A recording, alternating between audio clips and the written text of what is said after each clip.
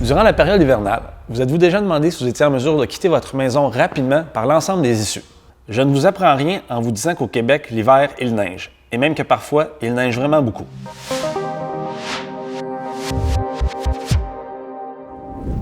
À chaque hiver, c'est la même chose. Nous devons pelleter l'accès à notre porte d'entrée, un chemin pour se rendre à la voiture, ainsi que l'entrée de la cour. Mais est-ce bien suffisant? Pour entrer et sortir de la maison, nous utilisons pratiquement 100% du temps la même porte. Mais quand on y réfléchit bien, est-ce qu'il y a seulement une façon de sortir de la maison?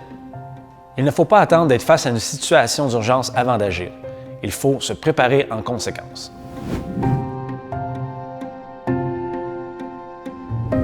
Supposons que vous êtes au sous-sol de votre maison et que l'avertisseur de fumée sonne. Il vous est impossible d'accéder à l'escalier. Est-ce qu'il y a un issue que vous pouvez utiliser au sous-sol, une fenêtre?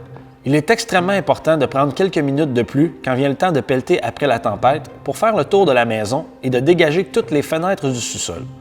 On ne sait jamais si on aura besoin de s'y faufiler en cas d'urgence.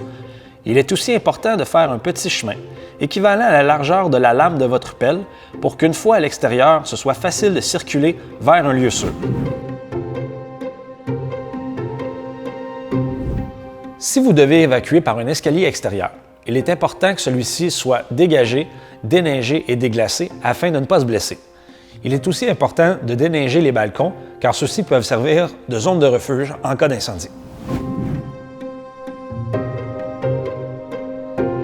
Comme on le répète souvent, nous avons une responsabilité face à notre propre sécurité. Il en est de même pour le voisinage.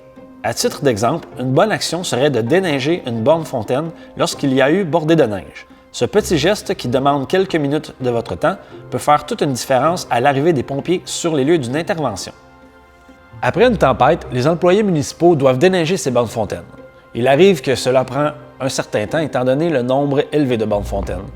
Prendre quelques minutes pour déneiger votre borne fontaine serait alors leur donner un bon coup de main.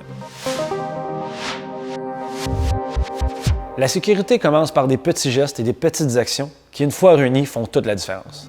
Il faut dégager les issues du sous-sol, il faut se faire un chemin pour circuler facilement, il faut dégager les escaliers, les galeries et les balcons. Dégager les bornes fontaines sur votre terrain est également un geste consciencieux.